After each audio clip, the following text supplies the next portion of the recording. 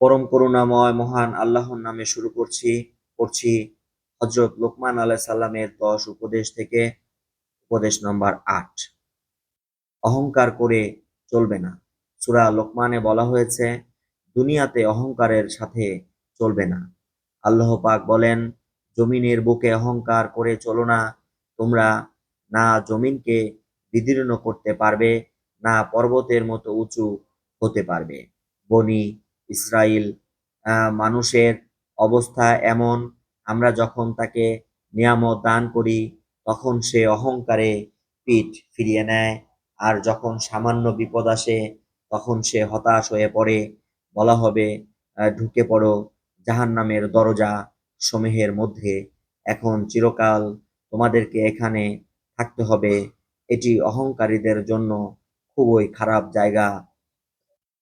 নিশ্চয়ই জেনে রাখো, আল্লাহ এমন ব্যক্তিকে কখনো পছন্দ করেন না যে বড় হওয়ার গৌরব করে ও অহংকার করে। সূরা নিসা।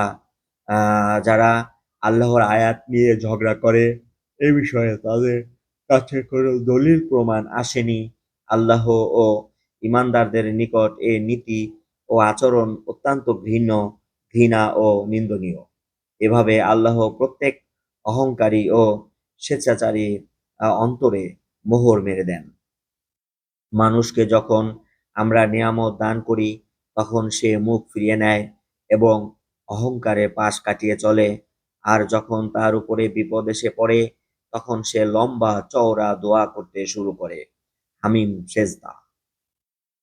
আল্লাহ তাআলা সেই লোকদেরকে পছন্দ করেন না যারা নিজেদেরকে খুব বড় একটা কিছু মনে করে এবং অহংকার প্রকাশ করে। হাদিস। অহংকারী ব্যক্তি আল্লাহ পাকের নিকট যেমন ঘৃণিত ও লজ্জিত, তেমন দুনিয়ার মানুষের কাছে সে সমালোচিত। অহংকারী মানুষকে কেউ অন্তর দিয়ে ভালোবাসে না, অপরদিকে তার কেউই বন্ধু হতে চায় না। এ বিষয়ে সিয়াহ সিত্তা কিতাবে অসংখ্য হাদিস বর্ণিত হয়েছে। এখানে কয়েকটি হাদিস উল্লেখ করলাম। এক, আব্দুল্লাহ ইবনে মাসউদ রাদিয়াল্লাহু তাআলা বলেন, রাসূল পাক সাল্লাল্লাহু আলাইহি সাল্লাম বলেছেন, যার মধ্যে পরিমাণ অহংকার রয়েছে সে জান্নাতে প্রবেশ করতে পারবে না, আর যার মধ্যে পরিমাণ ঈমান আছে সে জাহান্নামে যাবে না।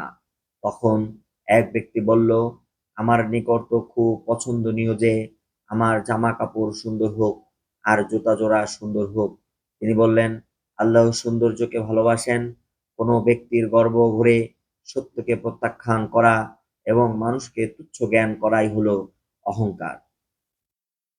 যার মধ্যে পরিমাণ ঈমান আছে, এ কথার ব্যাখ্যায়ও একদল হাদিস বিশারদ বলেন, সে জাহান্নামে স্থায়ী হবে না, আযাব ভোগ করার পর মুক্তি পাবে। যার অন্তরে পরিমাণ অহংকার আছে সে জান্নাতে প্রবেশ করতে পারবে না। এর ব্যাখ্যায় একদল হাদিস বিশারদ অনুরূপ কথাই বলেছেন, অর্থাৎ শাস্তি ভোগের পর সে জান্নাতে প্রবেশ করবে। সালমান বিন আকুয়া রাদিয়াল্লাহু তাআলা বলেন, রাসূল পাক সাল্লাল্লাহু আলাইহি সাল্লাম বলেছেন, কোনো ব্যক্তি নিজেকে বড় বলে মনে করতে করতে এমন এক পর্যায়ে গিয়ে পৌঁছে যে শেষ পর্যন্ত অহংকারীদের তালিকাভুক্ত হয়ে যায়, ফলে অহংকারীদের যে পরিণাম হয় তারও তাই হয়। নাফে ইবনে জুবায়ের রাদিয়াল্লাহু তাআলা বলেন, আমার পিতা বলেছেন, মানুষেরা বলে আমার মধ্যে অহংকার আছে, অথচ আমি গাধায় সওয়ার করি, চাদর পরিধান করি এবং বকরির দুধ দহন করি। রাসূল পাক সাল্লাল্লাহু আলাইহি সাল্লাম আমাকে বলেছেন, যে ব্যক্তি এ কাজগুলো করে তার মধ্যে অহংকারের বিন্দুমাত্র নেই। আবু হুরায়রা রাদিয়াল্লাহু তাআলা বলেন, রাসূল পাক সাল্লাল্লাহু আলাইহি সাল্লাম বলেছেন, আল্লাহ পাক বলেন, অহংকার আমার চাদর, বরত্ব আমার উয়ার লুঙ্গি। যে সে এই দুইয়ের কোনো একটা নিয়ে আমার সাথে ঝগড়া করবে, আমি তাকে জাহান্নামে নিক্ষেপ করব। ৫, আব্দুল্লাহ ইবনে আব্বাস রাদিয়াল্লাহু তাআলা থেকে বর্ণিত, তিনি বলেন, তোমরা যা ইচ্ছা খাও এবং যা ইচ্ছা পরিধান করো, এ শর্তে যে অহংকার করবে না ও অপব্যয় করবে না। ৬, সুরাকা ইবনে মালিক রাদিয়াল্লাহু তাআলা বলেন, রাসূল পাক সাল্লাল্লাহু আলাইহি সাল্লাম বলেছেন, হে সুরাকা, আমি কি তোমাকে জান্নাত ও জাহান্নামীদের সম্পর্কে জানাবো? তিনি বললেন, হ্যাঁ। রাসূল পাক সাল্লাল্লাহু আলাইহি সাল্লাম বললেন, অহংকারী হবে জাহান্নামী। কোরআন হাদিসের আলোকে বোঝা যায় অহংকার একটি মারাত্মক আত্মিক ব্যাধি। অহংকার মানে নিজেকে অন্যের তুলনায় বড় মনে করা এবং অপরকে তুচ্ছ নিকৃষ্ট ভাবা। দুনিয়ার ইতিহাসে সর্বপ্রথম এ কাজ করেছে ইবলিস শয়তান। অহংকারকে আরবি ভাষায় তাকাব্বুর বলা হয়। যে অহংকারী হয় পদে পদে তার নিদর্শন প্রকাশ পায়।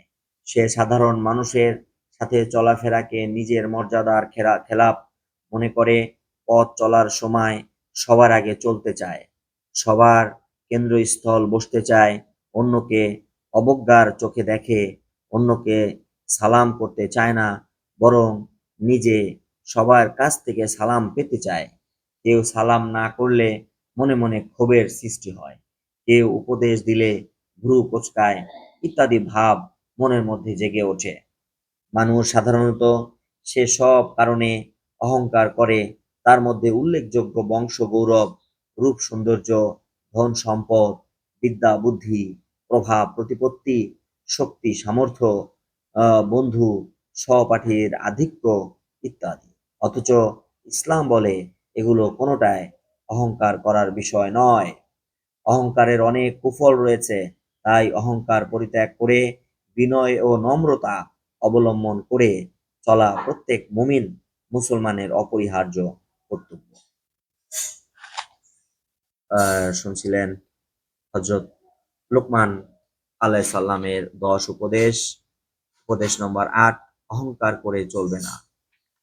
পরবর্তী ভিডিওতে উপদেশ নম্বর 9 পড়ার আশাবাদ ব্যক্ত করছি।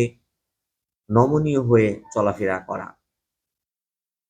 আল্লাহ রাব্বুল আলামিন আমাদের সবাইকে কোরআন এবং সুন্নাহের আলোকে জীবন পরিচালনা করার তৌফিক দান করুক। সকলে বলুন আমিন।